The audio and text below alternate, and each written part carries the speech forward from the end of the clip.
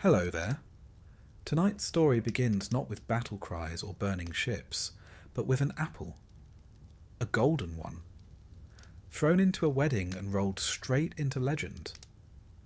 We're drifting into a world where gods walk beside mortals, where kings are bound by oaths, and where a single decision can set the course for 10 years of war. It's not the Greece of polished temples and philosophers. Not yet. This is the mythic age, older and stranger, when heroes had longer shadows and the gods still meddled with every step. If stories like this help you rest, feel free to like the video and subscribe.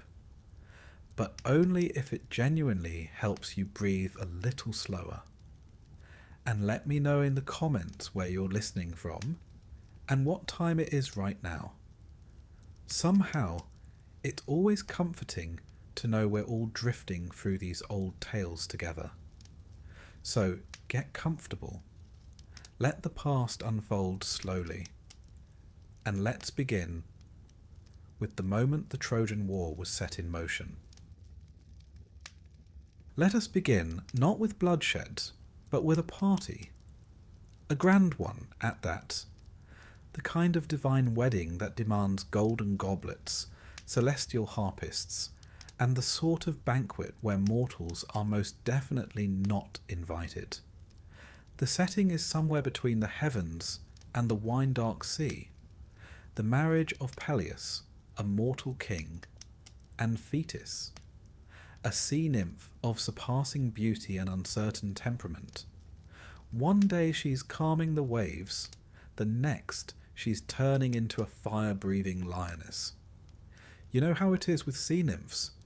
Slippery in every sense of the word. Now, this was not your average wedding. The gods themselves were in attendance: Zeus, Hera, Athena, Apollo, even Dionysus, who no doubt came for the wine and stayed for the drama. You see, it had been prophesied that Thetis's child would one day outshine his father. Naturally, the gods, being the divine equivalent of power-hungry middle managers, decided that none of them fancied raising a demigod who might overthrow them. So they married her off to a mortal instead. The lucky man? Peleus, a respectable enough Thessalian warrior who probably didn't ask too many questions. Now, here is where our story begins to turn from celebration to catastrophe. You see, someone was not invited to the wedding. That someone was Eris, goddess of strife, discord, and all things inconvenient. Think of her as the divine embodiment of a poorly timed group text. Snubbed and seething, Eris did what anyone in her position might do. She showed up anyway and brought a gift. A golden apple, shining and lovely, with 3 little words carved into its surface. To the fairest. She tossed it into the hall, watched the room grow quiet, and likely walked away with a satisfied smirk. The gods, one might think, would be above petty squabbles over a shiny piece of fruit. But no, dignity fled the building faster than Hermes on market day. 3 goddesses laid claim to the apple. Hera, queen of Olympus; Athena, goddess of wisdom and war; and Aphrodite, goddess of love, beauty, and complicating everything. Each one believed herself the rightful recipient, and each was, in her own way, terrifying enough to make the others second guess it. Faced with this celestial beauty contest, the gods did what many bureaucracies do when confronted with a no-win scenario. They passed the problem to someone else. Enter Paris, Prince of Troy, a man whose later decisions would suggest that judgment was not his strong suit. But at this moment, he was a shepherd on Mount Ida, having been quietly removed from royal life due to a prophecy that he would one day cause the destruction of Troy. Naturally, his family decided to abandon him as a child. You know, just in case. Still, He grew up handsome and healthy and, more importantly, utterly unprepared to referee a divine pageant. The three goddesses appeared before Paris, not in mortal modesty, mind you, but in full divine radiance. Each offered him a bribe. Hera promised power, kingship over all of Asia. Athena offered wisdom and victory in battle. But Aphrodite, always knowing her audience, promised him the love of the most beautiful woman in the world. Paris, thinking like a young man and not a geopolitical strategist, handed the apple to Aphrodite, and thus the world began to burn. Now, who exactly was this most beautiful woman in the world? Her name was Helen, Queen of Sparta, daughter of Zeus and Leda, or possibly Nemesis, depending on which version you read. She had been courted by many Greek kings, all of whom had once nearly come to blows over her. To avoid conflict, her mortal father, King Tyndareos, had made all the suitors swear an oath that they would respect Helen's choice, and if anyone ever took her away, they would all band together to bring her back. An early example of what you might call a foreign policy nightmare waiting to happen. Helen eventually chose Menelaus, a capable if somewhat humorless king of Sparta. They were married, and for a time things were peaceful. That is, until Paris showed up at court under the pretense of diplomacy, and then, with Aphrodite's encouragement, either seduced or abducted Helen. It rather depends on the source. In Homer's Iliad, Helen seems weary, regretful, and passive. In Euripides' version, she's more assertive. Later poets go further, claiming Helen never even went to Troy, just a phantom version, while the real one sat out the war in Egypt like a mildly annoyed chess piece.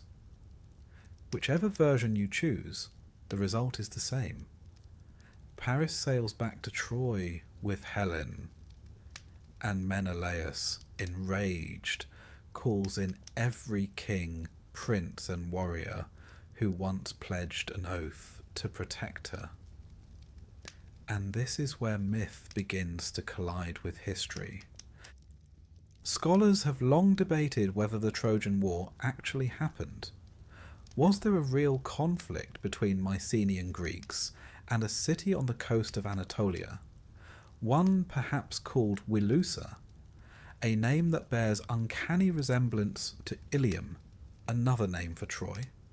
Archaeological digs at Hisarlik, the presumed site of Troy, reveal a city that was destroyed, not once, but several times, by fire and war. Trade routes passed through this region.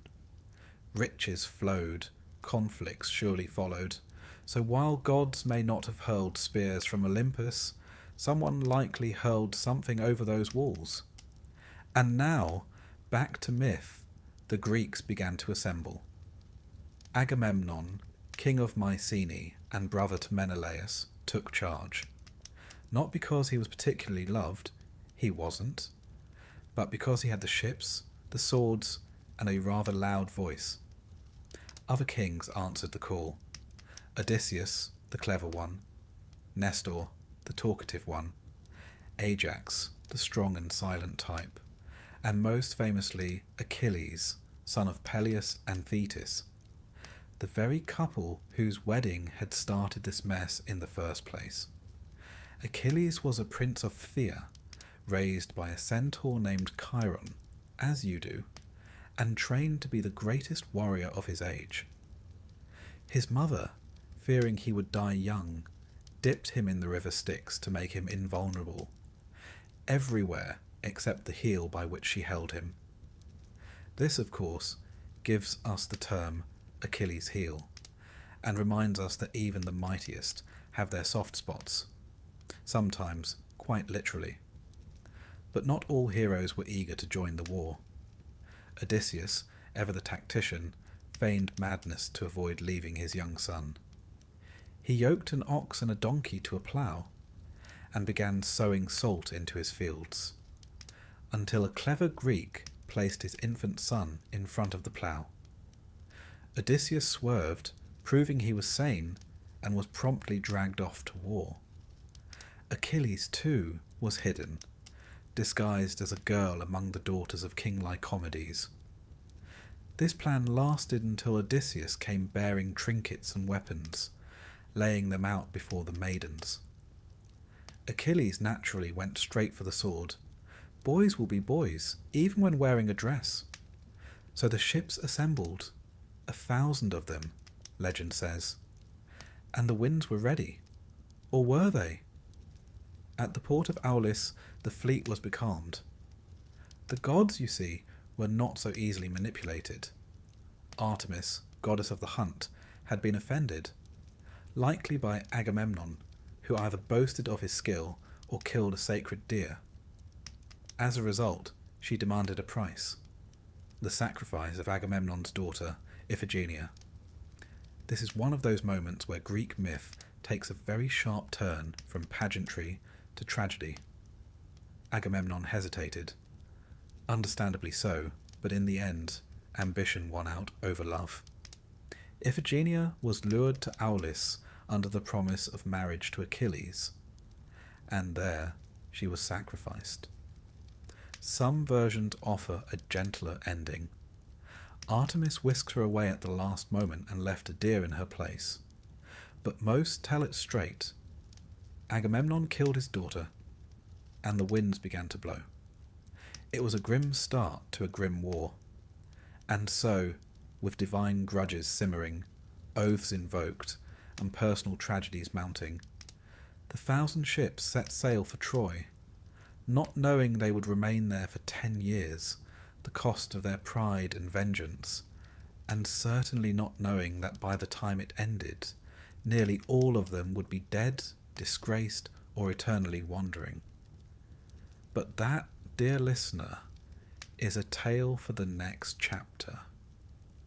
For now, rest easy, for even the greatest war in myth began not with a sword, but with a wedding, an insult, and a single apple. Let us turn now from the divine chaos of golden apples and goddesses to the woman who would, according to some, launch 1,000 ships. That may be a bit of an exaggeration.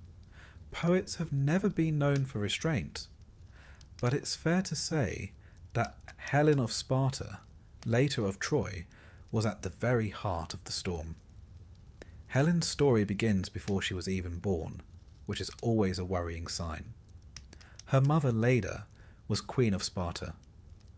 One afternoon, Zeus, that most persistent of Olympians, spotted her from the heavens and decided, as he often did, to seduce her. But rather than appear as himself, divine, radiant, occasionally wielding thunder, he chose instead to transform into a swan. Because of course he did. The result of this peculiar encounter was, depending on the version, either an egg or several. Yes, Leda laid eggs. Myths, as you'll find, are very particular about the strange and not terribly interested in the plausible. From these eggs hatched Helen, and sometimes also her brothers Castor and Pollux, and her sister Clytemnestra, who will later become very important when things begin to unravel back in Greece. But for now, Helen was raised in royal luxury. She was, from the beginning, a marvel. Not just beautiful. Her beauty, we're told, was divinely beautiful. The kind that made men sigh, women whisper, and kings behave very badly. Now, as Helen came of age, she was pursued by just about every eligible man in the Hellenic world. Her suitors included the finest warriors, princes, and kings, including Odysseus, Ajax, and Menelaus. There were so many that her mortal father Tyndareus rightly feared that whoever he chose, the others would almost certainly take offence, start a war, and probably ruin the hedgerows on the way out. So, on the advice of Odysseus, ever the strategist, Tyndareus made the suitors swear a binding oath, the Oath of Tyndareus. They would all agree to honour Helen's choice, and, more importantly, to protect the chosen husband should anyone ever try to take her from him. A clever solution, and one destined, as clever solutions often are in Greek myth, to backfire spectacularly. Helen chose Menelaus, brother of Agamemnon and future king of Sparta. Now, Menelaus was competent, wealthy, respected, not particularly charming but not easily ignored. The kind of man who polishes his own armour and expects you to notice. Helen and Menelaus were married, and for a time all was well. They had a daughter, Hermione, settled in the Spartan palace, and reigned peacefully over a well-ordered kingdom. And then Paris arrived. Paris, son of Priam and Hecuba of Troy, had been raised not as a prince, but as a humble shepherd, a common trick in myth when someone's birth is accompanied by a troubling prophecy. In Paris's case, the prophecy was specific and rather ominous. He would cause the downfall of Troy. So naturally, his parents did what any responsible monarchs would do. They abandoned him in the wilderness. Unfortunately, Paris survived. Raised among shepherds, he grew into a man of striking beauty and very little foresight. He was eventually welcomed back into the royal family, prophecy presumably forgotten in the excitement. Not long after, he was sent on a diplomatic mission to Greece, officially to establish friendly relations, unofficially to stir up the plot. When Paris arrived in Sparta, Menelaus welcomed him warmly, a gracious host by Greek standards, which usually meant offering food, wine, and not stabbing anyone. But then Menelaus was called away to attend a funeral. Paris, ever the opportunist and heavily influenced by Aphrodite, who had promised him the love of the most beautiful woman in the world, took advantage of the king's absence. Whether Helen was a willing accomplice or a victim of divine manipulation is one of the great ambiguities of ancient myth. Homer's Iliad presents her as conflicted, ashamed, reflective, but not clearly coerced. Later tragedians such as Euripides give her more agency or none at all, depending on the tone. Some versions, like the Helen of Euripides, go so far as to say she never went to Troy, that Paris stole only a phantom image while the real Helen remained in Egypt, as confused as anyone.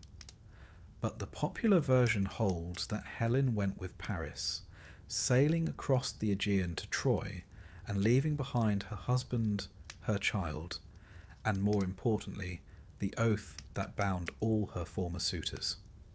When Menelaus returned to find his wife gone and his honour publicly shredded, he did not mourn in silence. He invoked the oath. Across Greece, messengers were sent. Kings were summoned. Old alliances reawakened. Even those who had long since moved on were now bound by a sacred promise. And what a collection of heroes it was. Agamemnon, king of Mycenae, assumed command. He was ambitious, proud, and not above sacrificing his daughter when the wind refused to blow. But that's a tale we touched on earlier.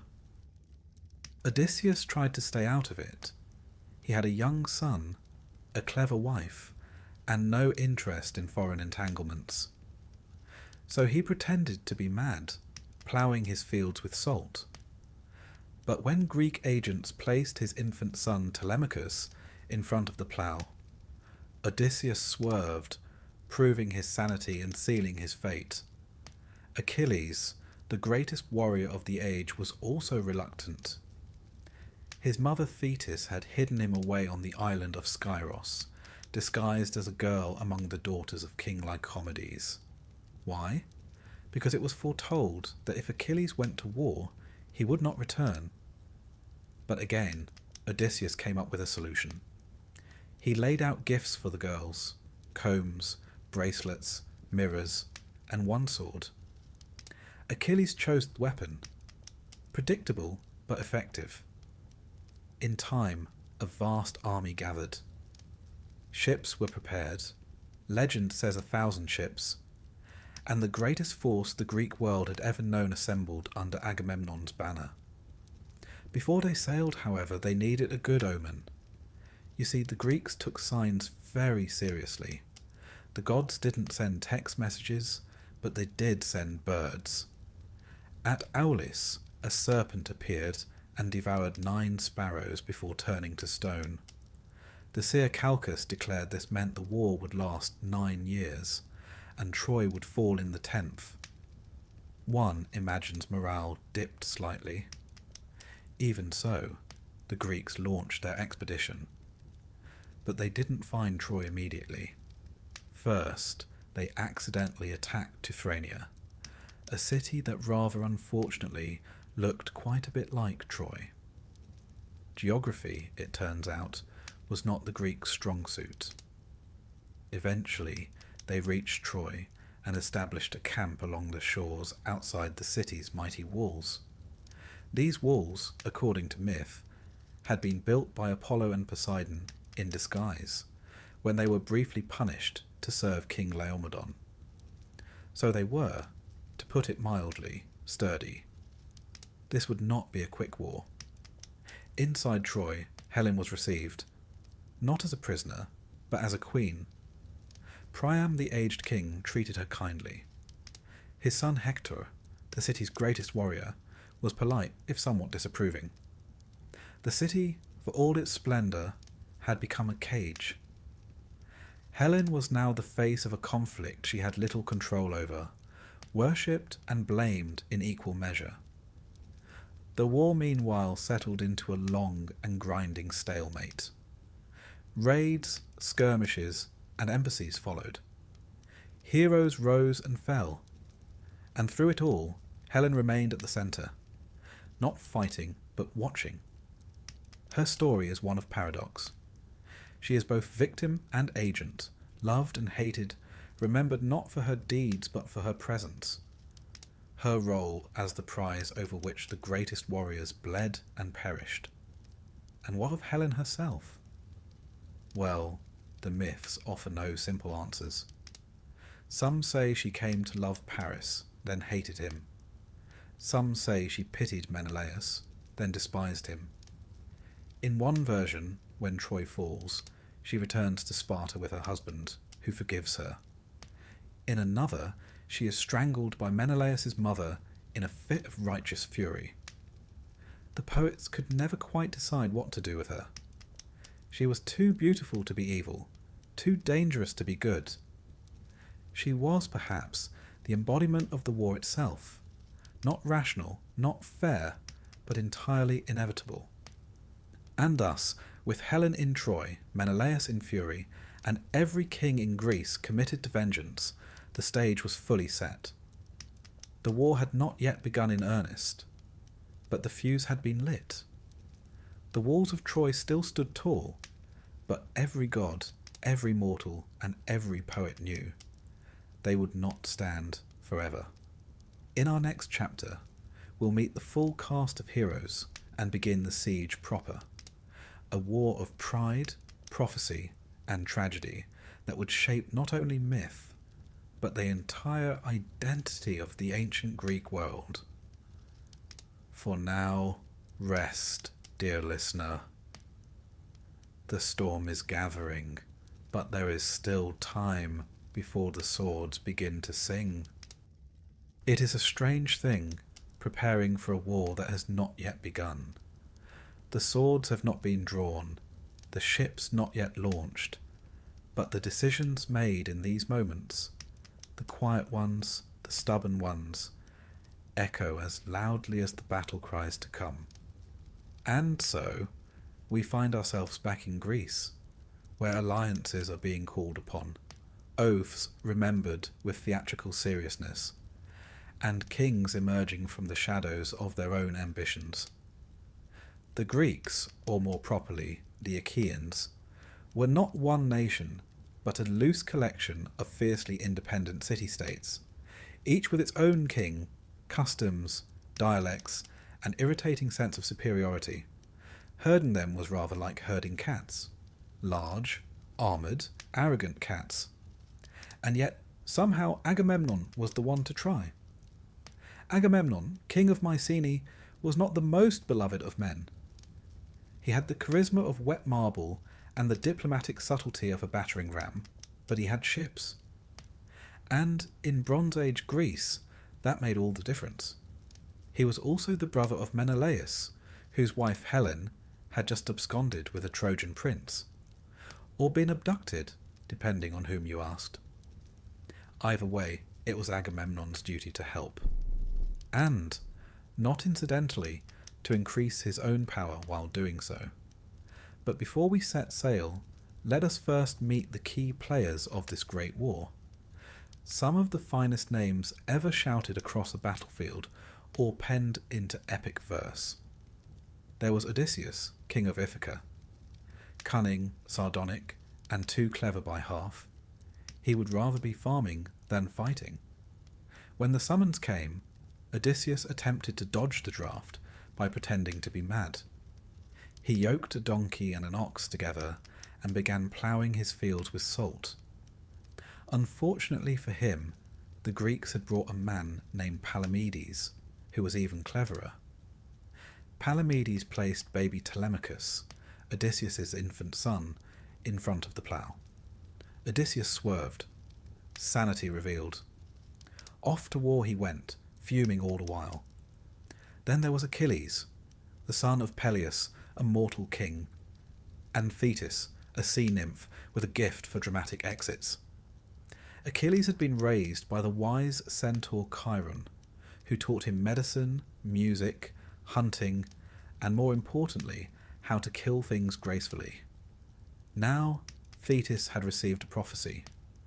Her son would either live a long, quiet life and be forgotten, or die young in glory and be remembered forever.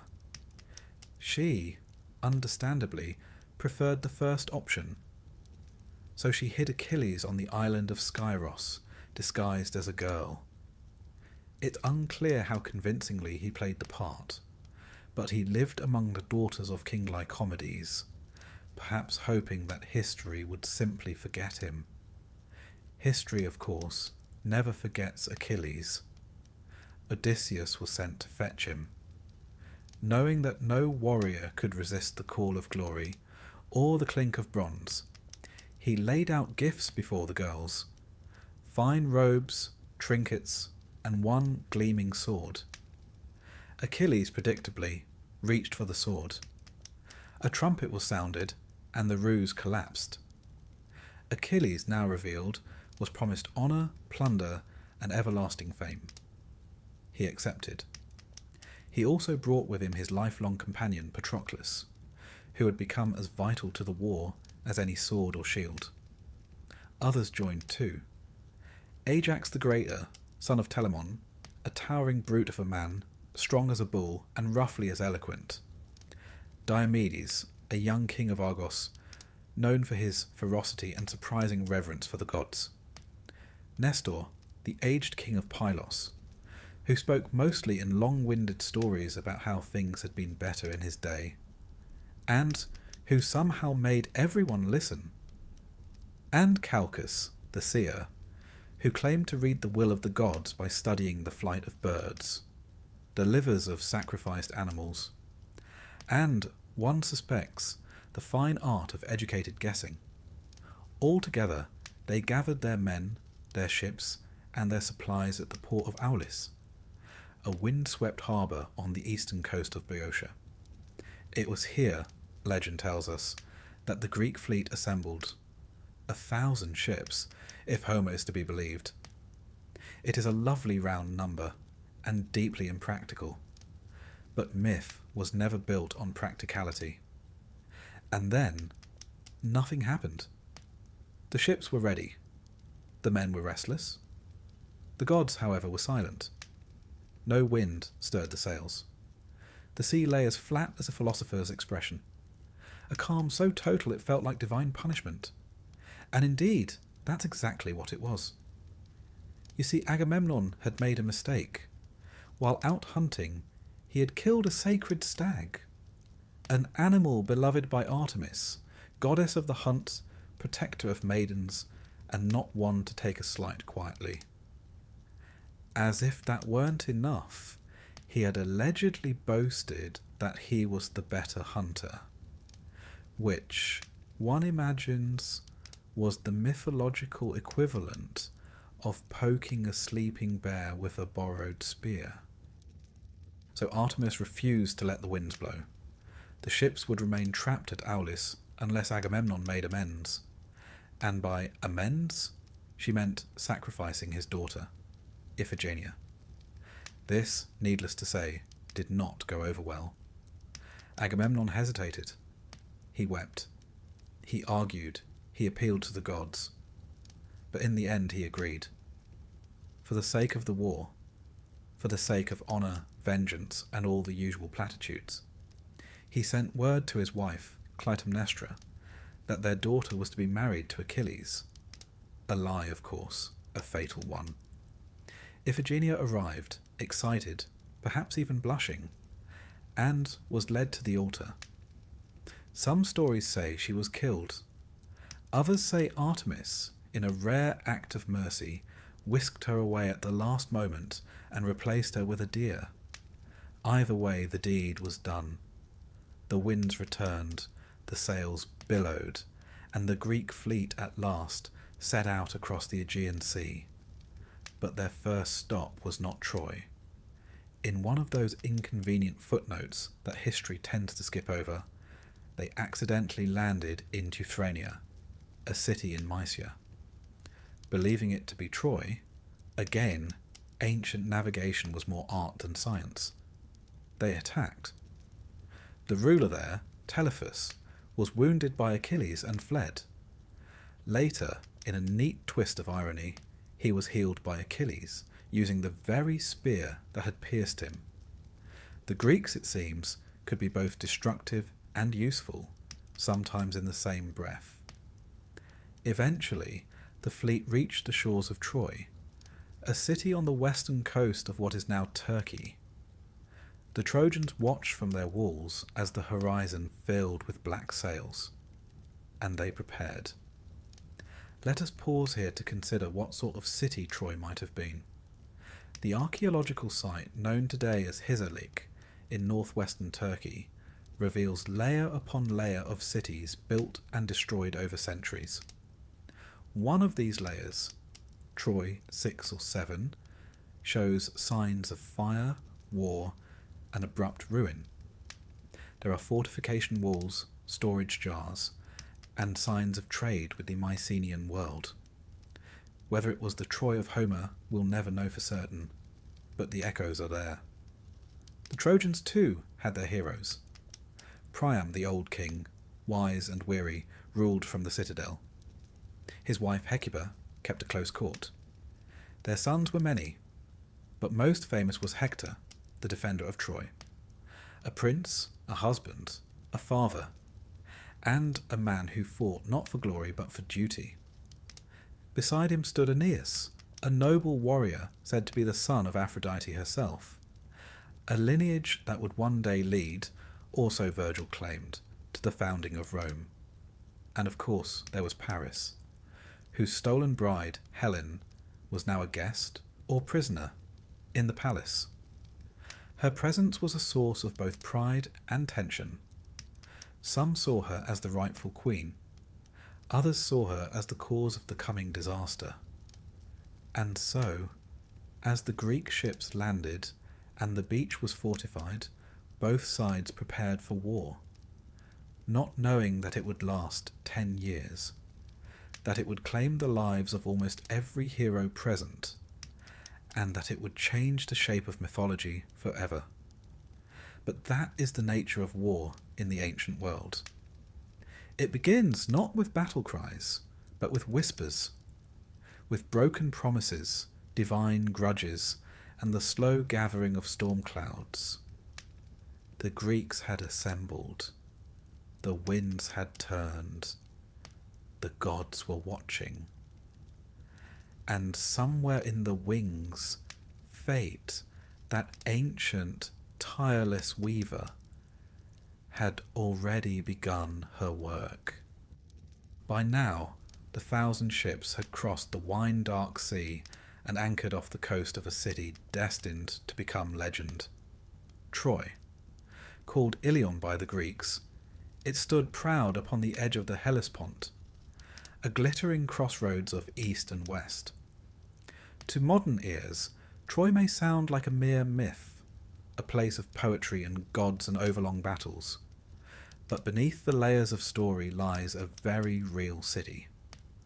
Archaeologists believe it may have been located at Hisarlik in northwestern Anatolia.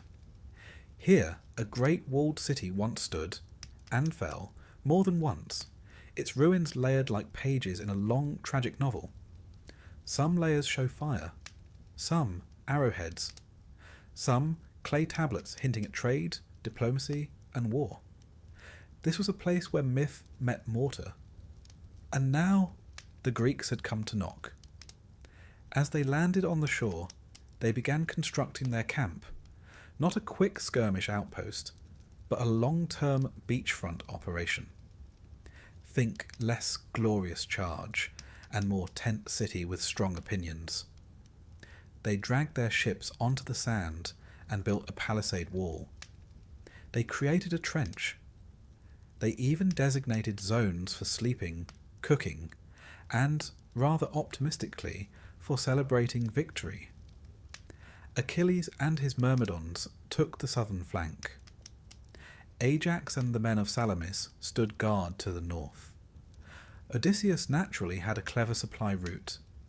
The Greeks were not united in temperament, but they were, at least for now, united in purpose. Troy, for its part, did not panic.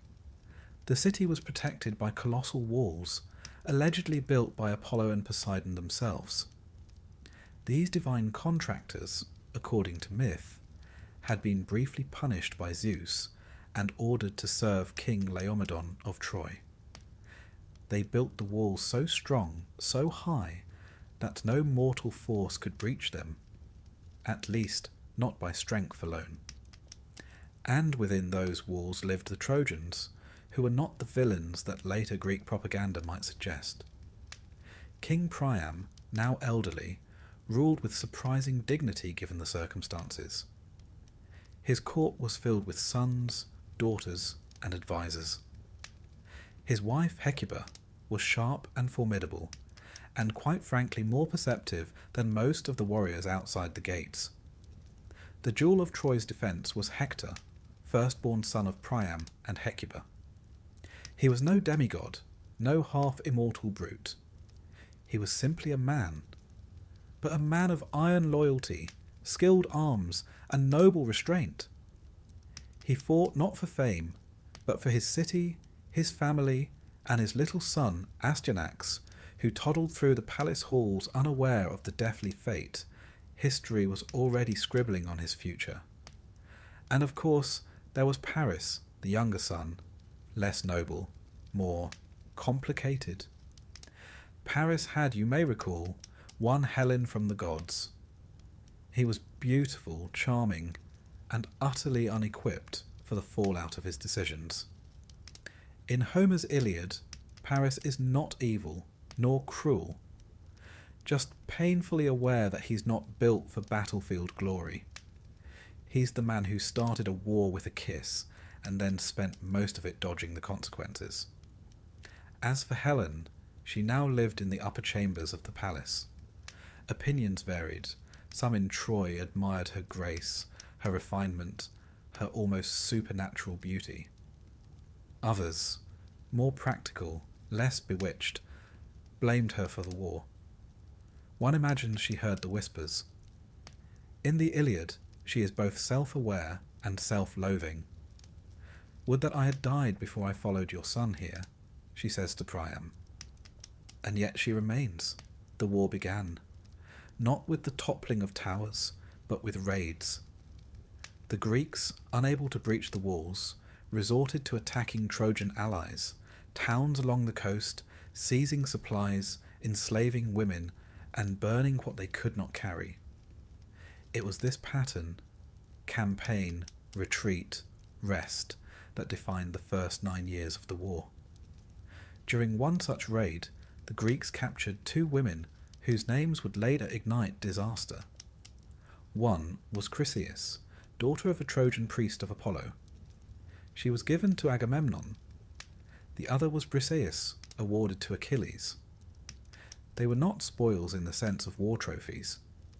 They were grimly taken as concubines. And the gods, it turns out, were watching.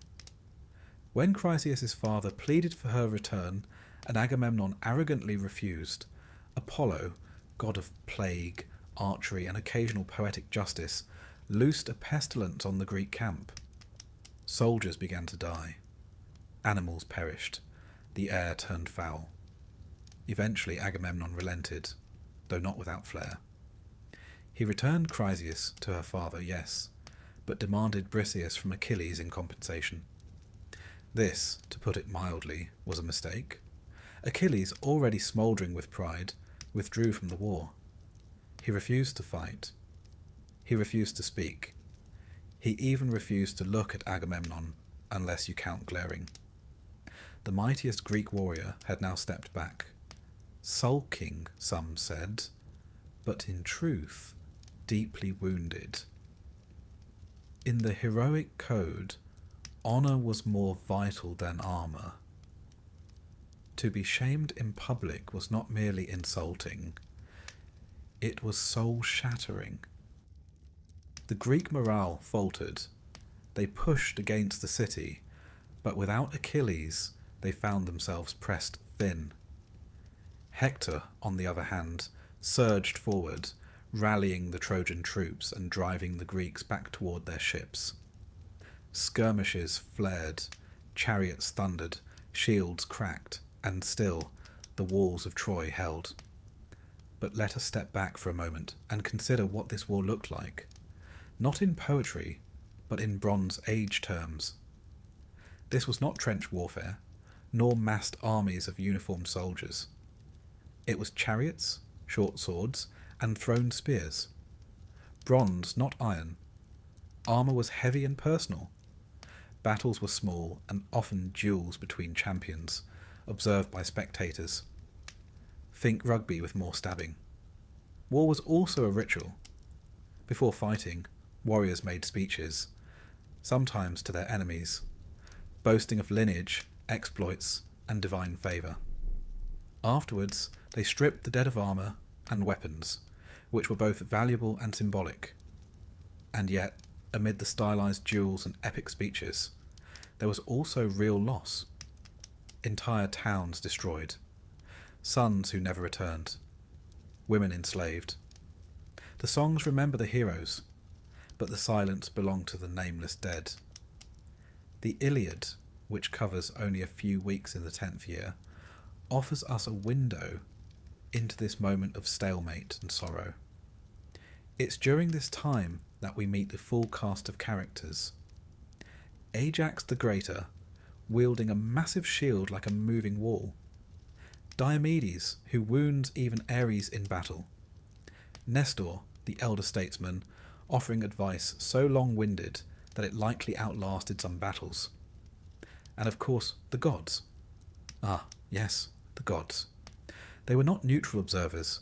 They took sides, bickering, scheming, sometimes even joining the fray. Hera, Athena, and Poseidon favoured the Greeks. Apollo, Aphrodite, and Ares sided with the Trojans. Zeus, nominally neutral, mostly tried to keep order and failed spectacularly. The gods bickered as much as the mortals did. One might even say more so. They threw divine tantrums, manipulated fates, and occasionally disguised themselves as ordinary soldiers just to meddle. Truly, the Olympians were the first micromanagers. Meanwhile, on the ground, the war slogged on. The Greeks, growing desperate without Achilles, attempted diplomacy. They sent an embassy to his tent. Odysseus, Phoenix, and Ajax came with offers of treasure, apologies, and even the return of Briseis. But Achilles, brooding in his tent, refused. Not out of petulance, but principle. His honour had been trampled, and in the world of Homeric warriors, honour was life. Still, even Achilles could not ignore what came next. Hector, bold and commanding, led the Trojans in a major offensive. He pushed the Greeks back to their ships. Fires began to spread. It looked for a moment as if Troy might win not with cunning or strength, but with sheer persistence. This is the moment the war turned inward. The moment the greatest heroes of both sides stood at the brink, not yet colliding but fully revealed. For now, the Greeks dug in. The Trojans pressed forward, and Helen watched from the walls, her fate and everyone else's still unwritten. The siege had begun. The walls stood tall, but something deeper had begun to crumble. Trust, pride, and the thin threads binding kings to kings. And so, the 10th year dawned, with Achilles silent, Agamemnon humbled, and Hector rising. In our next chapter, the cracks will deepen. The war, which so far has simmered, will begin to boil. But for now, rest easy, dear listener. The ships are still anchored, the fires still smoke, and the gods, for the moment, have not yet drawn their final lots. When people imagine the Trojan War, they often picture a continuous roar of battle, swords flashing, heroes shouting, gods hurling thunderbolts from the sky. But the truth, if such a thing exists in mythology, is a little less cinematic and a great deal more slow. Because for 9 long years, 9, this war dragged on in the kind of grim, grinding fashion that would have tried the patience of even the most enthusiastic poet. A siege not of constant combat, but of attrition, raids, hunger, sickness, and the occasional divine tantrum.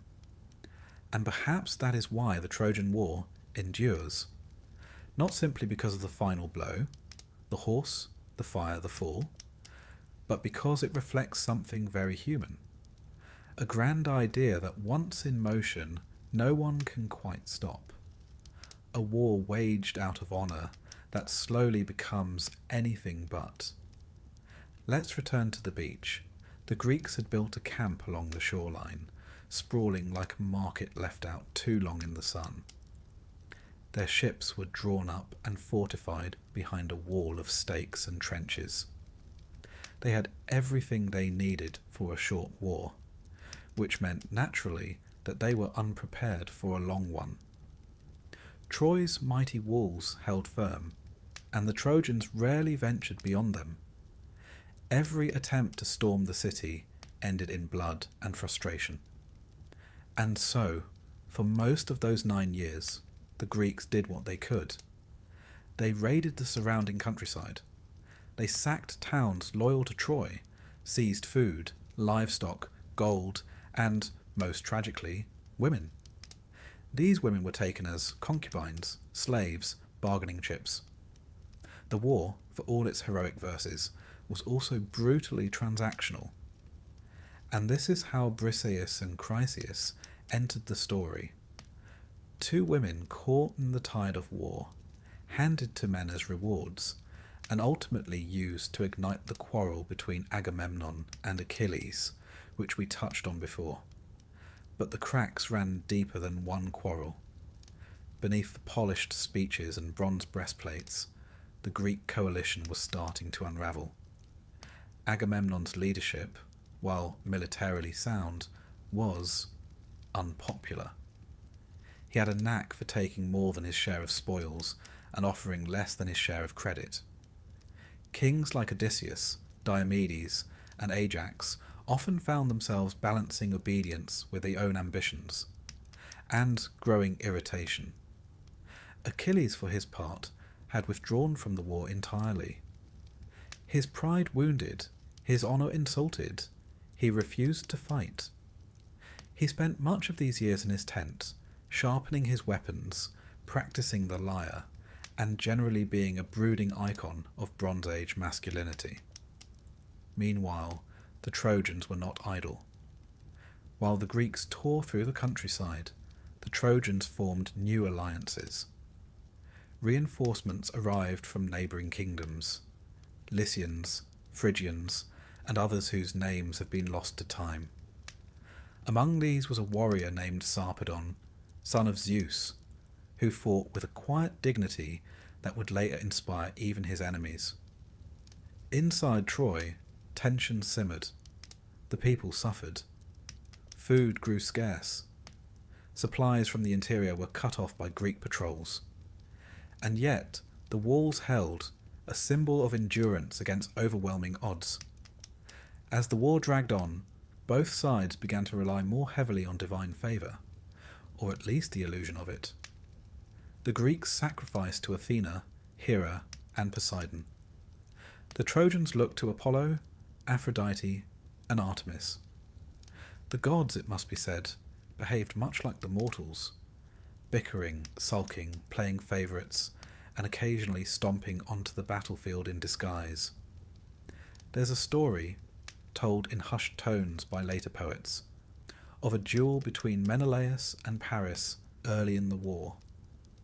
The idea was simple: settle it man to man. One duel, one outcome. Fewer funerals. The duel was arranged. Menelaus, understandably angry, fought with a ferocity born of righteous fury. Paris, less heroic and more fashionable, was swiftly overwhelmed. As Menelaus prepared to finish him off, Aphrodite intervened, snatching Paris from the battlefield and placing him back in his chamber with Helen, who was at this point growing increasingly tired of this sort of nonsense. It's worth noting that Aphrodite did not ask anyone's permission. She simply decided, rather like an indulgent parent, that her favourite son had suffered enough. Menelaus, meanwhile, stood in the dust, sword still raised, wondering what on earth just happened. The war, it seemed, would not be decided by honour. There were moments of glory, to be sure. One of the brightest stars of this middle period was Diomedes, king of Argos, who fought with such relentless precision that even the gods noticed. At one point, Diomedes, assisted by Athena, who temporarily gave him the ability to see gods on the battlefield, wounded Aphrodite herself. Yes, a mortal man cut the flesh of a goddess. It was, frankly, an embarrassing moment for her. She fled to Olympus, bloodied and wailing, and Zeus gently suggested that perhaps war was not the best arena for someone whose chief weapon was a love charm. Later, Diomedes even wounded Ares, the god of war. Ares, in turn, did what all warriors fear most.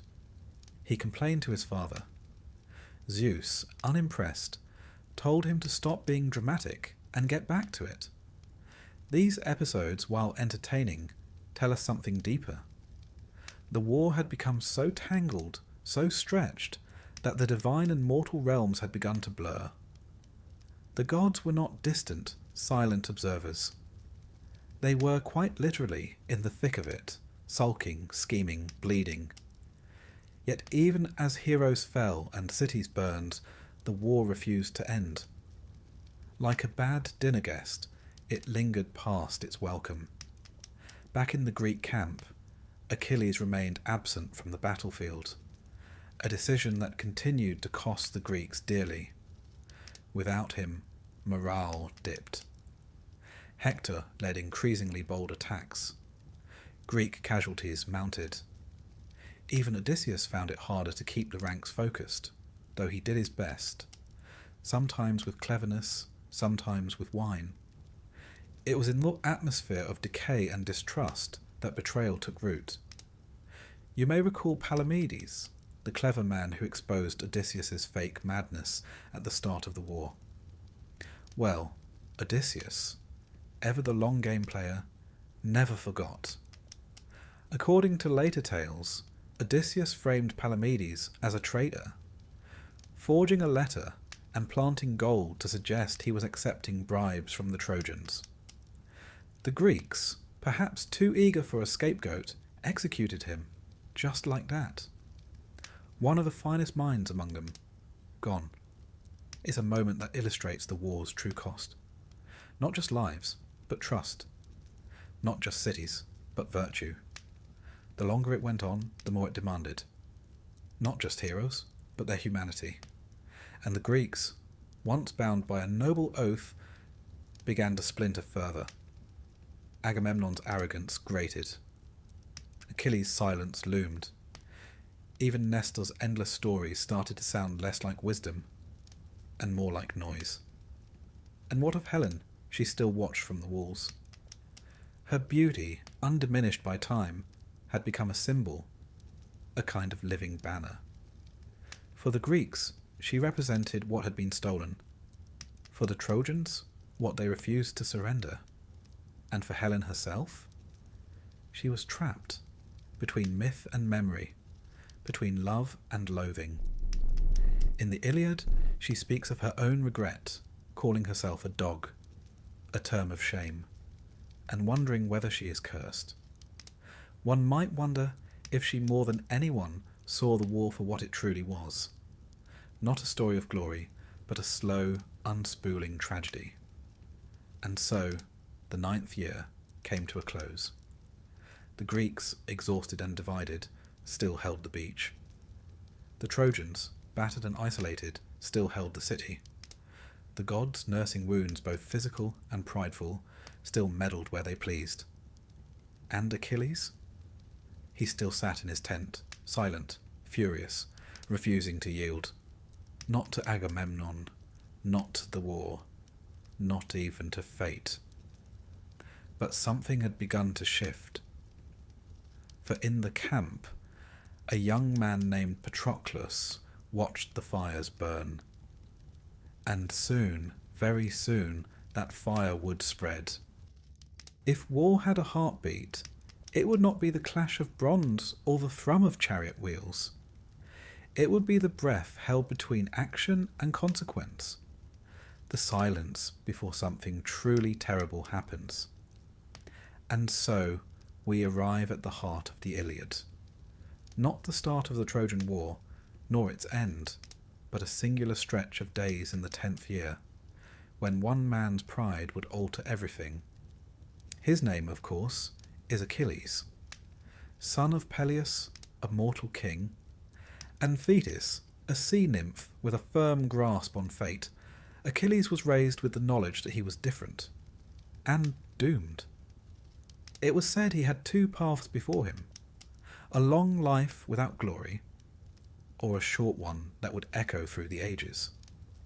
He chose the echo, but no one tells you that glory is rarely glorious while you're living it. It is more often lonely, infuriating, and filled with people who don't understand you. At the start of this chapter, Achilles is not fighting. His quarrel with Agamemnon over the slave girl Briseis has driven him into a sulk so legendary it fills the first book of Homer's Iliad. But to call it a sulk is to miss the depth of it. Achilles is not simply pouting. He has been publicly humiliated. In a warrior society where honour is as valuable as life, Agamemnon has taken both. You see, when Agamemnon gave up Chryseis to stop a plague sent by Apollo, he decided to take Briseis from Achilles as compensation, as if trading women were a form of morale management. In doing so, he violated the unspoken code among heroes. A man's prize, however grimly acquired, was his dignity.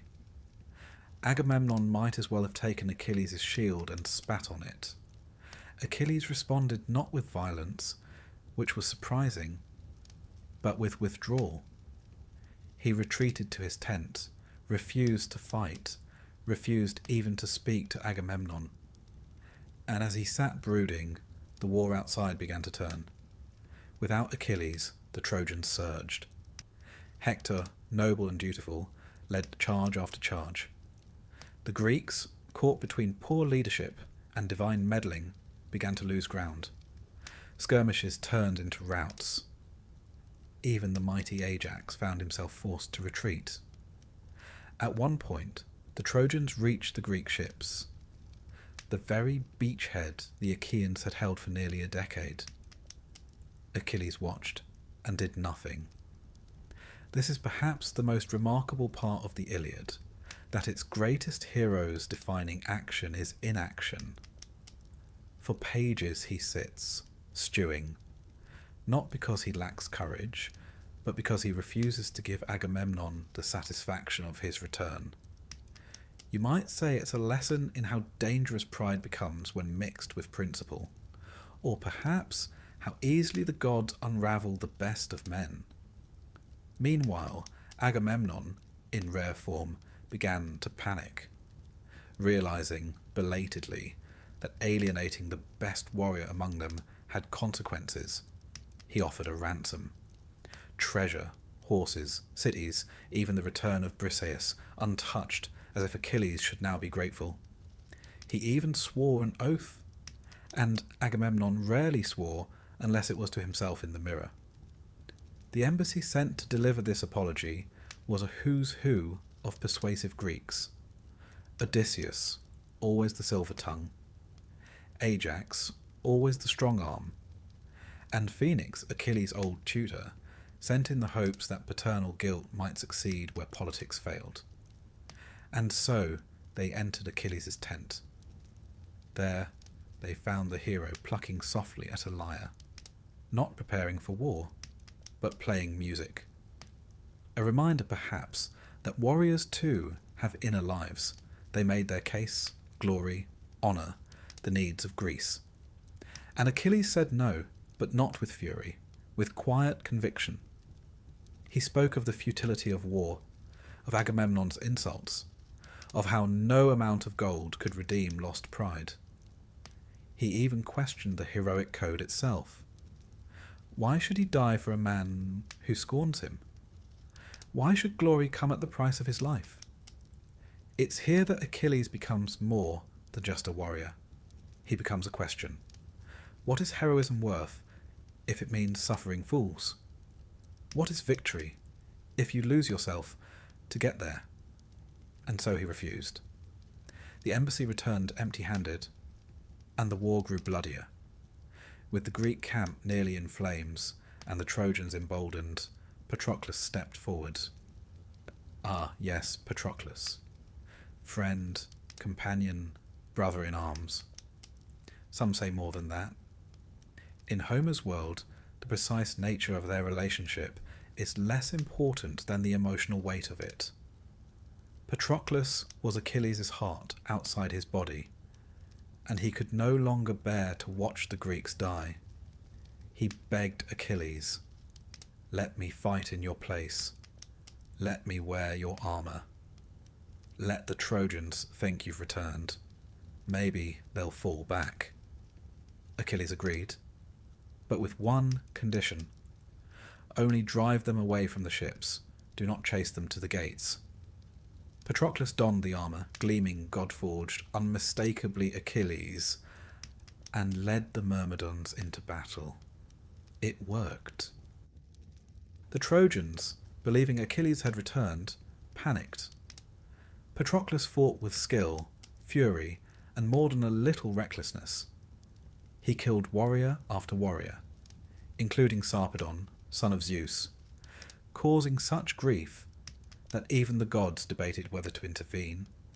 But Patroclus, swept up in the moment, forgot his promise. He drove the Trojans all the way back to the walls of Troy, and there Hector met him. The two clashed, spear against sword, prince against hero. And in the end, Hector killed Patroclus, not knowing who he truly was until the helmet fell away. The death of Patroclus was a shock, not just to Achilles, but to the Greeks, to the Trojans, to the gods. But no one felt it like Achilles. When he heard, He collapsed in grief. He wept. He tore his hair. He covered himself in ash. He lay in the dust. His pride, his refusal, his rage, all of it turned inward, and then it turned outward. The wrath of Achilles had begun. It would be beautiful. It would be terrible. And it would not be stopped. First, he sought new armour, his old set now worn by the fallen Patroclus. Thetis, his mother, rose from the sea and went to Hephaestus, the smith of the gods, who forged for Achilles a new suit of armour. Bronze, so fine it glowed, a shield so vast it depicted the entire cosmos. It was not just armour. It was fate worn as fashion. Then Achilles rejoined the battle. The Greeks, seeing him return, roared with hope. The Trojans, seeing him return, trembled. The gods watched, some in awe, some in horror, because they knew when Achilles was angry, he was not a man. He was a storm.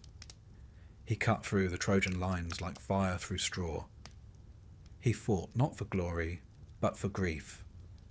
Not for Agamemnon, but for Patroclus. He drove the Trojans back to the walls of the city, slaughtering all in his path.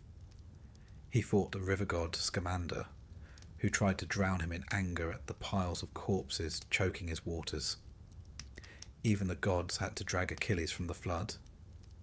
And at last, he met Hector. We will speak of that duel in the next chapter, for it deserves a moment of its own. But for now, let us return to the tent of Achilles.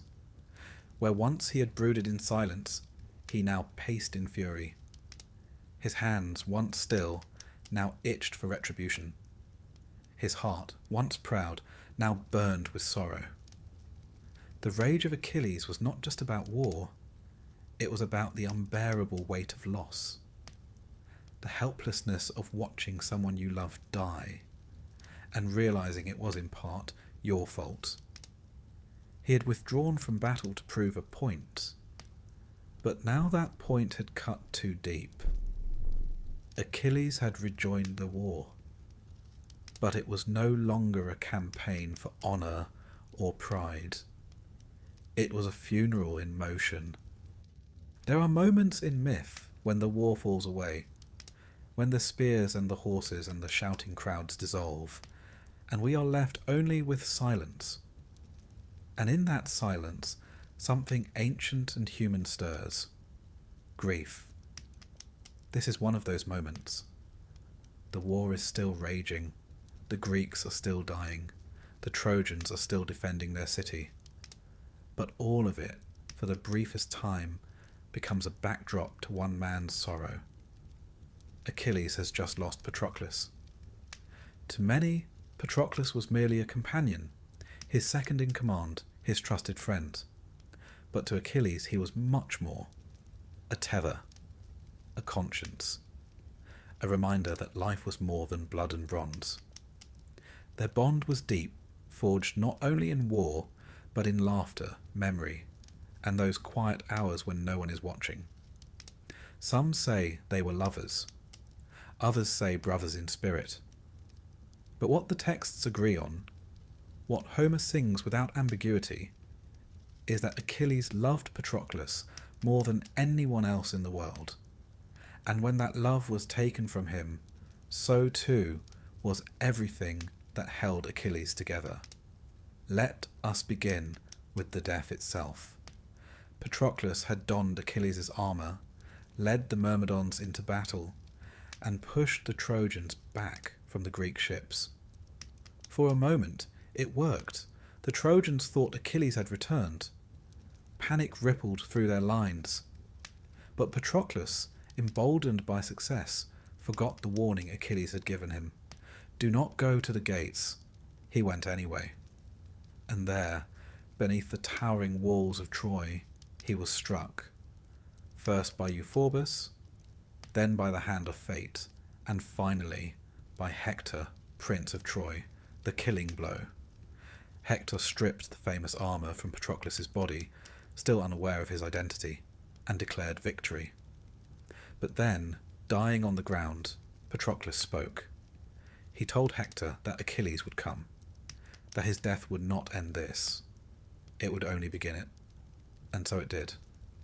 Back at the Greek camp, Achilles was waiting, still withdrawn, still bitter, still refusing to fight. And then the news came. The accounts vary on who told him. In some, it was Antilochus, son of Nestor, panting with grief. In others, it was a chorus of survivors. But the result was the same. Achilles collapsed. He fell to the ground, heaped dust upon his head, and screamed. It was the cry of a man not wounded in the flesh, but in the soul, the kind of howl that shakes not just tents, but gods. His mother, Thetis, rose from the sea. She knew, even before he spoke, and he told her, "I must return to the war. I must kill Hector. I must avenge Patroclus, even if it means my own death." For Achilles now understood something terrible.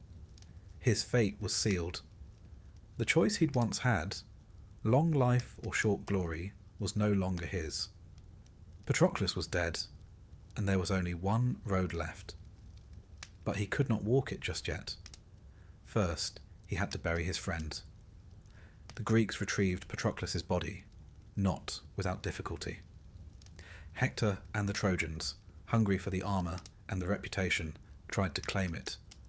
But Ajax and Menelaus, among others, fought them off. Achilles himself appeared on the battlefield, unarmoured, roaring so loudly that the Trojans recoiled in fear. His presence alone turned the tide. Then Thetis, ever the dutiful mother, went to Hephaestus, the smith of the gods. There, in a furnace of divine flame, was forged new armour, brighter, stronger, more terrible than before. The centrepiece was a shield, so finely wrought it contained the whole of the world, cities at peace and war, farmers in the field, lovers dancing, stars turning overhead. It was a reminder, even to Achilles, that there was more to life than vengeance. But he wore it anyway. And then came the funeral. In Homeric culture, burial rites were sacred. To die without proper ceremony was to wander the underworld in misery. Achilles vowed not just a burial, but an honouring. They built a pyre, vast and solemn. Sacrifices were made, including, gruesomely, 12 Trojan captives Achilles slew in Patroclus's name. Whether this was grief or rage is difficult to say, but it was dark and deeply telling. There were games too. Chariot races, boxing, javelin. These weren't distractions, they were acts of remembrance.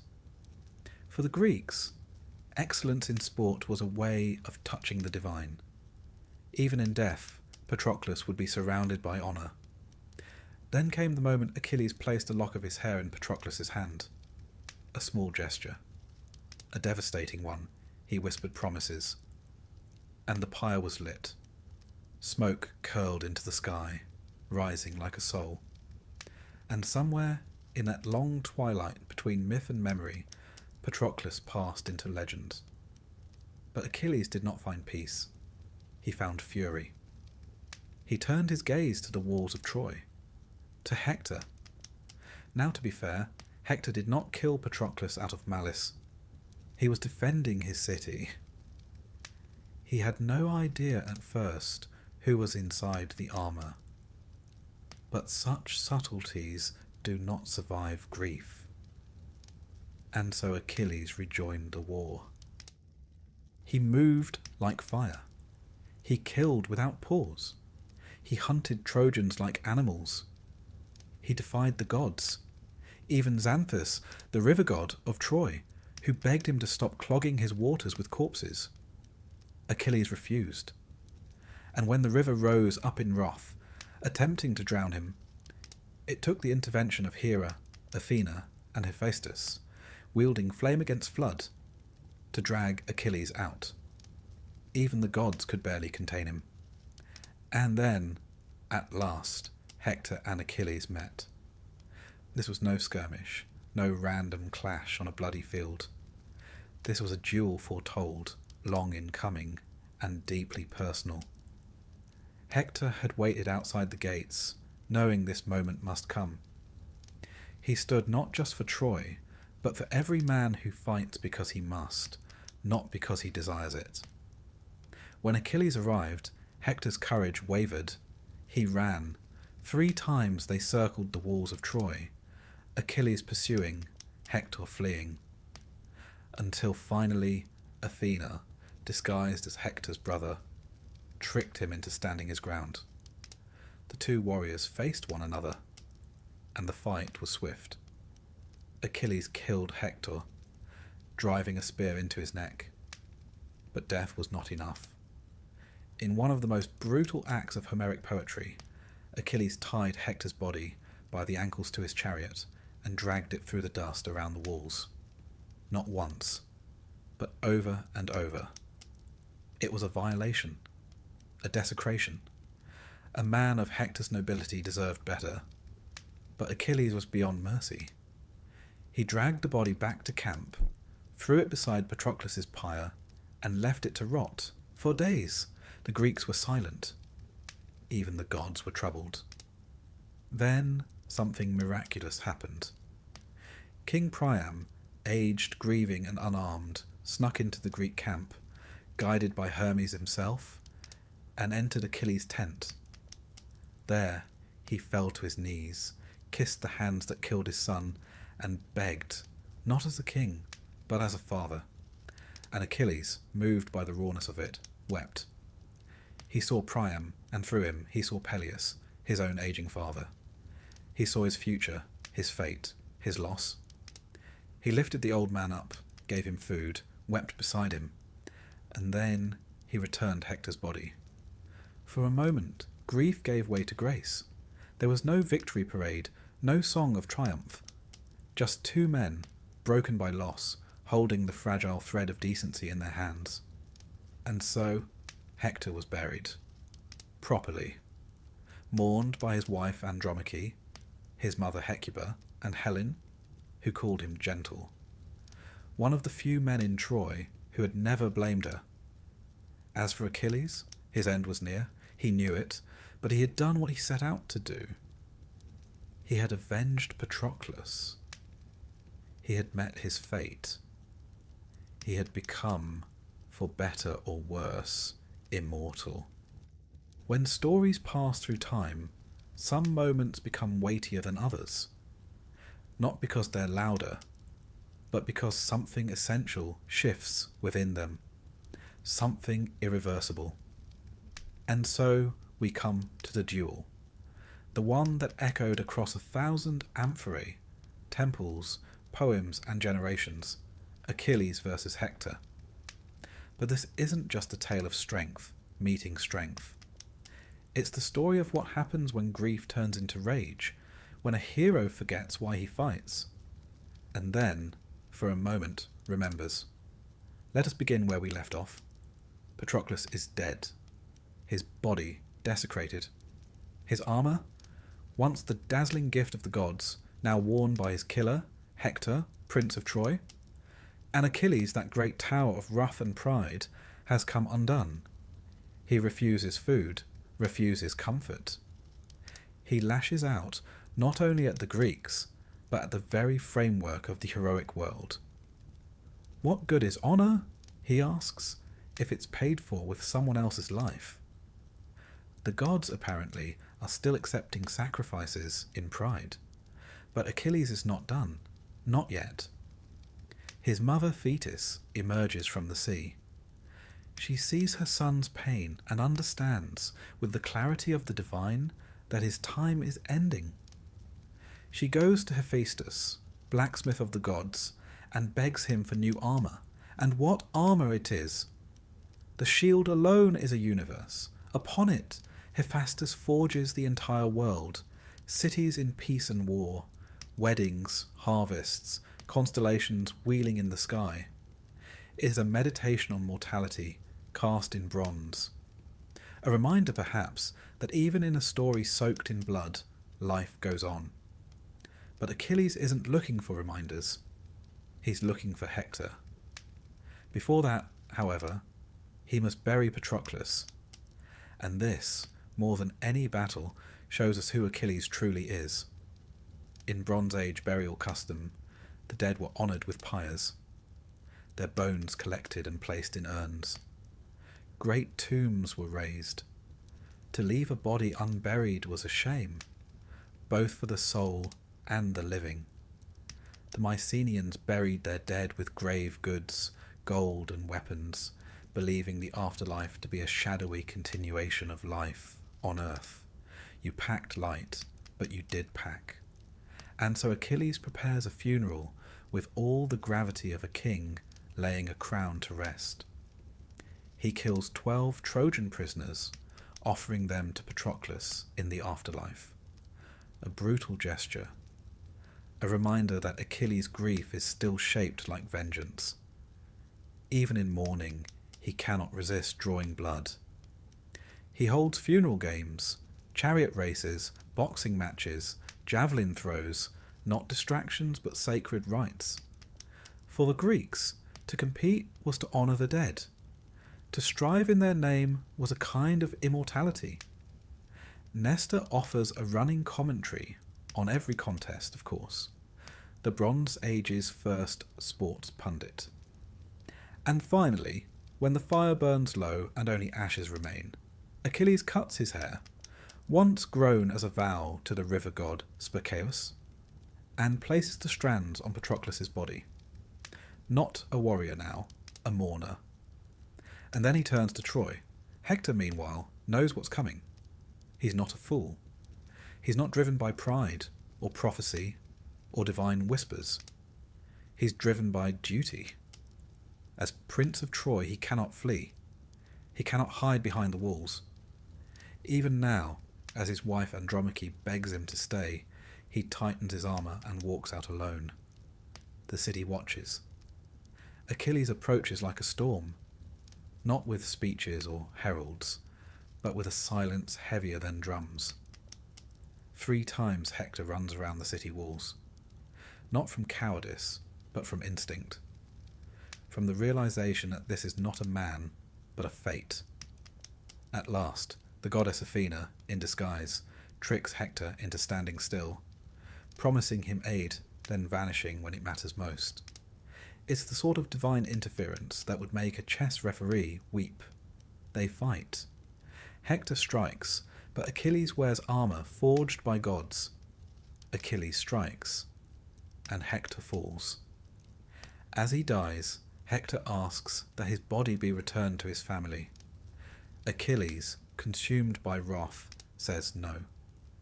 He lashes Hector's body to his chariot and drags it, through the dust, around the walls of Troy, past the weeping eyes of his parents, his wife, and even Helen, who once called Hector gentle. This desecration, is not mere cruelty. It is a violation of everything sacred in Greek belief. Burial was not a privilege, it was a right. Even enemies were given their rights. But Achilles, in his grief, has broken the code. And yet, we do not turn away. Because Achilles is not a monster. He is a man in pain. He has lost the one person who steadied him. And, without Patroclus, Achilles becomes unmoored. The code of honour, so carefully observed, has collapsed under the weight of loss. For 12 days, he drags Hector's body in circles. Each morning, new dust. Each night, new shame. And yet the body preserved by Apollo does not decay.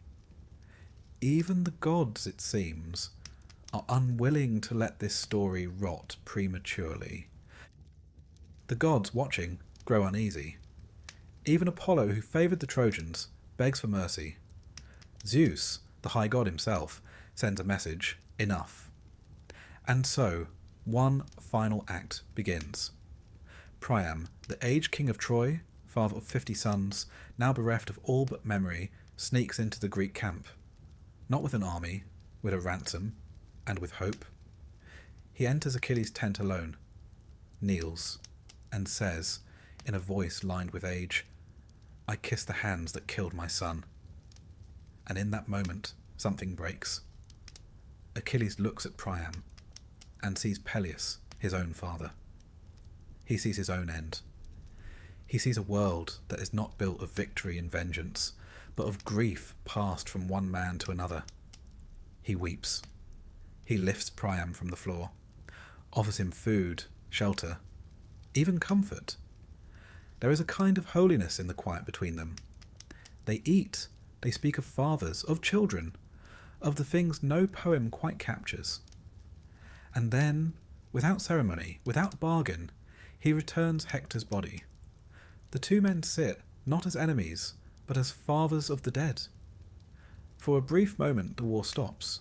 No trumpets, no declarations, just silence. Hector is buried, a great pyre is built. His wife Andromache mourns. His mother Hecuba weeps. Helen too speaks, calling him the only man in Troy who never shamed her. A reminder that even in war, kindness echoes louder than conquest. And so, the defender of Troy passes into memory. And what of Achilles? He knows now that his death is coming, but for the first time, it doesn't matter. He has done what needed to be done. Not in battle, but in mercy, this is the transformation. Achilles began as a figure of wrath, of unstoppable pride, and here, for one breath of story, he becomes something else. Not a warrior, not a son of prophecy, but a man who has felt the shape of sorrow and chosen compassion. The tide has turned. Not because the Greeks have won, but because their greatest hero has shown that war is not always victory. Sometimes it is just survival. Sometimes it is letting go. Troy still stands, but the walls feel thinner now.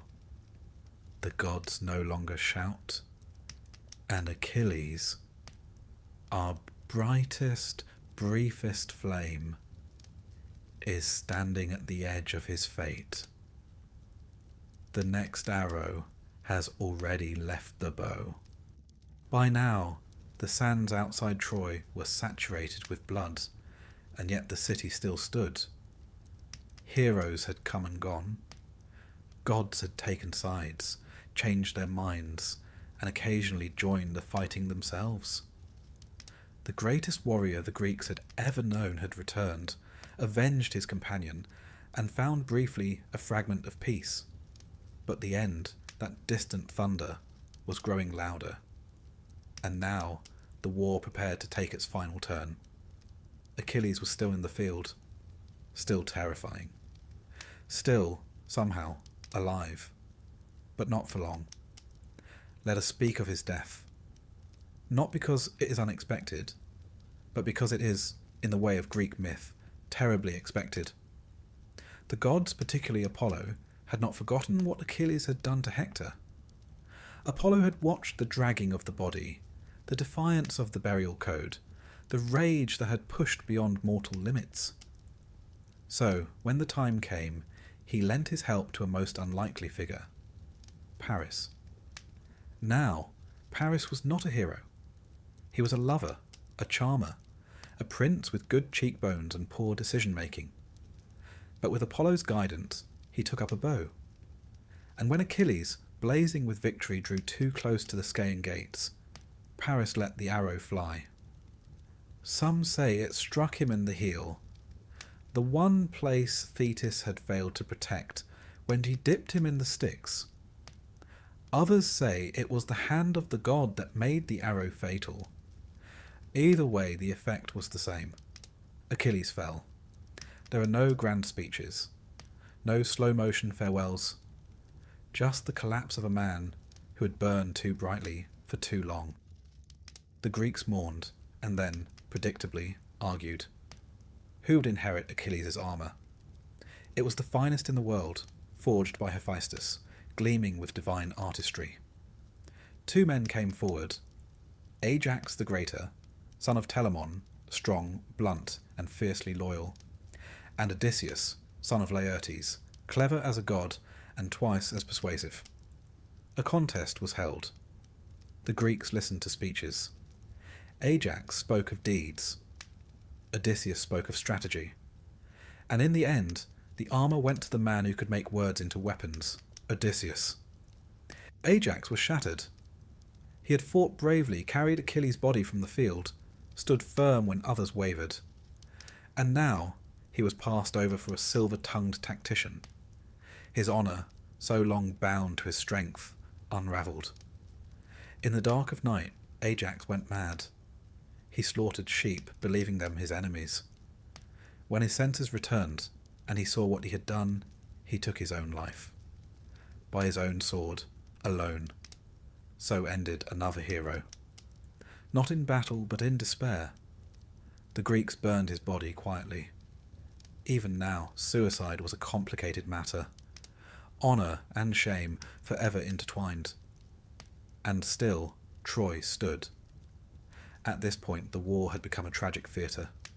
Each hero fell in turn. The gods had begun to withdraw, embarrassed perhaps by what they'd helped create. The Greeks turned to prophecy. Always a last resort when all else fails. According to the seers, 3 conditions had to be met for Troy to fall. First, the son of Achilles must fight at Troy. Second, the Greeks must retrieve the bow of Heracles. Third, the Palladium, the sacred statue of Athena, must be taken from Troy. Simple, really. So they set out to find Achilles' son, Neoptolemus, also known as Pyrrhus. Raised far from the war, he was young, untested, and full of the kind of aggressive confidence only teenagers possess. When Odysseus fetched him, he agreed, not out of duty, but out of destiny. He would finish what his father had started. Next came Philoctetes. Now, Philoctetes was a sore subject. Years earlier, he had been bitten by a snake en route to Troy, and the wound had festered. The Greeks, never known for their bedside manner, abandoned him on the island of Lemnos. With him, they left the bow of Heracles, the only weapon prophesied to bring down Troy. Charming. Odysseus returned, full of apologies. Philoctetes was, understandably, furious, but after some persuasion, and the promise of a hero's redemption, he agreed. The bow returned to the war. The prophecy piece by piece began to align. The third task fell to stealth. The Palladium, a statue of Athena, protected Troy. So long as it stood, the city could not fall. Odysseus and Diomedes crept into Troy by night, scaled the walls and stole it. No flash, no flourish, just 2 men doing what armies could not. And now, finally, Troy was vulnerable. But it was still not beaten. And so came the trick. The Greeks, led by Odysseus, built a wooden horse, a massive thing, hollow inside, carved to appear as an offering to Athena. They left it at the gates of Troy and sailed away, or so it seemed. The Trojans found it, confused, curious, and debating. Some, like Laocoon, warned against it. "Beware of Greeks bearing gifts," he said, before being rather dramatically eaten by sea serpents. The gods were not subtle. Others, like Sinon, a Greek left behind, pretending to be a deserter, spun a tale of sacrifice, of atonement, of war's end. The horse, he claimed, would bless Troy, and the Trojans, tired and hopeful, pulled it inside. What followed was a long night of revelry. After 10 years of siege, the Trojans finally had something to celebrate. Fires were lit, wine was poured, songs were sung, and the people of Troy, weary but joyful, believed the war was over. But the war, as wars tend to do, had one last act. At night, the Greeks returned. From the horse, warriors emerged: Odysseus, Menelaus, Neoptolemus, and others. They opened the gates. The Greek army, hidden on a nearby island, stormed the city. The chaos was immediate. Temples burned. Families fled. The clang of bronze echoed through the narrow streets. Priam, the old king, was cut down at the altar of Zeus by Neoptolemus himself, an act that, even in the blood-soaked economy of war, was considered monstrous. Hecuba, his queen, was taken as a slave. Andromache, Hector's widow, saw her child, Astyanax, hurled from the walls, a cold calculation to prevent vengeance from the next generation. Helen was reclaimed by Menelaus, though not without tension.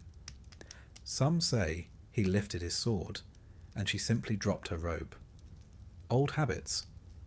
But what of the victors? They had won, yes, but what did they win? The city lay in ruins. The treasures of Troy were loaded onto ships.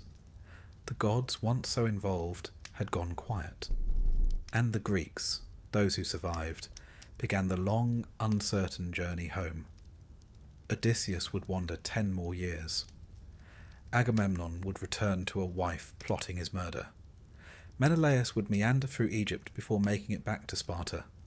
The war had ended, but the stories? The stories had only begun. Victory in Greek myth is never clean. There is always a cost, a stain, a reckoning. And the horse? It remained, not as a relic, but as a symbol.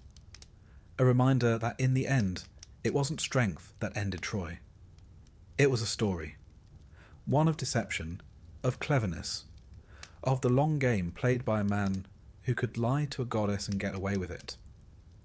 If Achilles represented the peak of heroic wrath, Odysseus embodied cunning. The Greeks called it metis, not just cleverness, but strategic wisdom. The kind that hides a blade behind a smile. The kind that ends wars not with a roar, but a whisper. And so, with fire licking the rooftops and history closing its book, the Trojan War came to an end. The cost was ruin. The reward? Songs. Songs sung across centuries. Of rage, of love, of cities burned and legends born. And the war, though ended, would echo on. In Ithaca, in Rome, in every tale where pride meets fate and cleverness topples kingdoms. But that, well, that's another story. The war was over, and yet the war was not over. Troy had fallen. Its walls, once thought impregnable, had crumbled under the weight of deceit and fire. The streets were choked with ash and sorrow. The bodies of princes and paupers lay alike beneath the burning timbers of palaces. The air reeked of smoke, of blood, of the end of something vast. But for those who survived, Greeks and Trojans alike, the hardest part had only just begun, the aftermath. Let us begin with the city itself. The sack of Troy was not a battle. It was an unravelling. Once the wooden horse had delivered its payload, once the gates were flung open and the Greek forces surged into the city by night, there was no structure to the violence.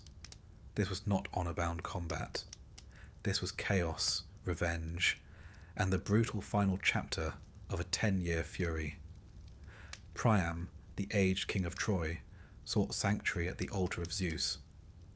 There, surrounded by the symbols of piety and protection, he begged for mercy. He received none. Neoptolemus, son of Achilles, struck him down without pause. The altar was defiled, the old order shattered. Hecuba, Priam's queen, was taken captive. She would spend the rest of her life as a servant in the house of her enemies. Her transformation from queen to slave, from symbol of Troy's grandeur to emblem of its ruin, was not unique. The women of Troy shared her fate. Andromache, wife of Hector, mother of Astyanax, was also enslaved. Her son was not so fortunate. The Greeks, fearing he might one day rise to avenge his father, hurled him from the battlements. In the ancient world, such acts were both pragmatic and appalling. The line of Hector was extinguished. The fates of the women were catalogued in later tragedy. Cassandra, the doomed prophetess, was dragged from the temple of Athena by Ajax the Lesser. She had clung to the statue, seeking divine protection. None came. She became Agamemnon's concubine, a prize he would soon regret. Helen, the face that launched 1,000 ships, was found at last by Menelaus. Some say he intended to kill her. Some say she spoke only a single word and let her robe fall from her shoulders. Either way, she lived, and Menelaus took her home, because the war had always been more complicated than it appeared. Now let us shift to the Greek side.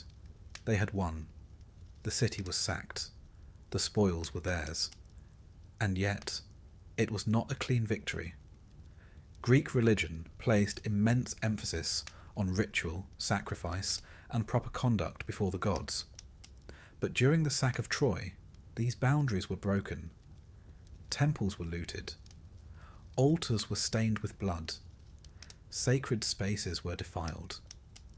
And for these offences, the gods would not remain silent. Storms rose. The journey home, for many Greeks, would be longer and more perilous than the war itself. Agamemnon, the High King, returned to Mycenae only to be murdered by his wife, Clytemnestra. She had not forgotten the sacrifice of their daughter Iphigenia, offered to appease Artemis at the war's beginning. Nor had she missed the company of Aegisthus, her lover in Agamemnon's absence. Cassandra died with him, foreseeing everything, unable to stop anything. Menelaus and Helen were tossed across the Mediterranean, landing in Egypt. It would take them years to find Sparta again. And even when they did, the shadow of the war never quite left them. Helen's reputation in later Greek thought was ambivalent at best. To some, she was the epitome of beauty and longing. To others, she was the ultimate cautionary tale, a woman who brought empires to ruin by simply existing. As for Odysseus, well, his story became legend. The Odyssey chronicles a 10-year journey marked by monsters, witches, seductive singers, and the wrath of Poseidon. Each episode is rich with symbolism. The Cyclops Polyphemus represents the dangers of unchecked force. Circe, the sorceress, the lure of comfort over duty. The Sirens, knowledge without consequence. And yet, for all his trials, it is not brute strength, but cleverness, endurance, and restraint that bring Odysseus home. Yet even he, hero of twists and turns, finds no easy welcome. Penelope, his wife, is faithful but surrounded by suitors. His son, Telemachus, is nearly grown. His palace is filled with strangers, feasting on his stores and mocking his name. Homecoming is not triumph. It is reintegration. And it is never easy. This theme of difficult return, nostos, became central in Greek literature. The war ended at Troy, but it did not end in the hearts of the men who fought it, nor in the lands they returned to. Memory, trauma, and the burden of legend lingered. The Greeks knew that victory came with a cost, and that cost was often paid in silence, in restlessness, in nightmares. And for the Trojans, there were other fates. Aeneas, cousin to Hector, and one of the few Trojan leaders to survive, fled the city with his father Anchises on his back and his son Ascanius at his side. Guided by visions and fate, he carried the household gods of Troy into exile. It is a story of survival, of cultural rebirth. His journey, immortalized in Virgil's Aeneid, would take him across the Mediterranean, facing storms, seduction and war, until at last he landed in Italy. There, his descendants, so the Romans claimed, would found the city of Rome. Thus, Rome was not born in victory, but in escape, not in conquest, but in ruin survived. Thus, from the ashes of Troy came a new myth. One empire fell, another rose. The Greeks had their epics, and the Romans, not to be outdone, crafted their own lineage from the very ashes of their former enemies. History has a habit of folding in on itself like that. Archaeologically, the city of Troy did burn. Around 1200 BCE, at the end of the Late Bronze Age, many cities across the eastern Mediterranean were destroyed or abandoned. The causes remain debated: invasion, internal collapse, climate change, trade disruption. The so-called Sea Peoples have often been cited, a mysterious force of destruction that left only smoking ruins in their wake. But the burning of Troy fits within a wider pattern. The myth may be poetic, but its roots lie in a historical earthquake of civilizations. And so, the Trojan War became more than a war. It became a mirror. A way for later Greeks to reflect on the cost of hubris, the complexity of fate, and the fragility of civilization. It became a warning, cloaked in epic, and perhaps also a lament. Tragedians would revisit its characters. Euripides gave voice to Hecuba, to Andromache, to the women left in the ruins. Sophocles explored Ajax's unravelling. Aeschylus imagined Agamemnon's return and the cursed legacy of his house. The war never ended. It simply changed form, from battlefield to theatre. Through these plays, the war lived on not as glory, but as grief. The real aftermath was not victory, but memory, and the figures who once seemed immortal took on new dimensions. Achilles, fierce and doomed. Hector, noble and burdened. Priam, the last light of a dying age. Odysseus, ever resourceful, ever lost. Their stories were retold, reinterpreted, and passed down. From Homer to Virgil, from scroll to stage, from ancient epic to modern screen. The Trojan War endures because it speaks not only of ancient heroes, but of perennial human truths. Love and vengeance, loyalty and betrayal, fate and freedom. Because the Trojan War is not merely a tale of war, it is a meditation on endings, on what happens when the fire dies, and the survivors must learn to live in its glow. The war ended in fire, but its echoes, its names, its questions, its sorrows, have never quite gone quiet. So here, at the end of all things, we leave the ashes of Troy. The ships are gone, the gods have retreated, the heroes are dead or wandering, and the world somehow moves on. But somewhere in the background, always, there is a horse, and a city that trusted it.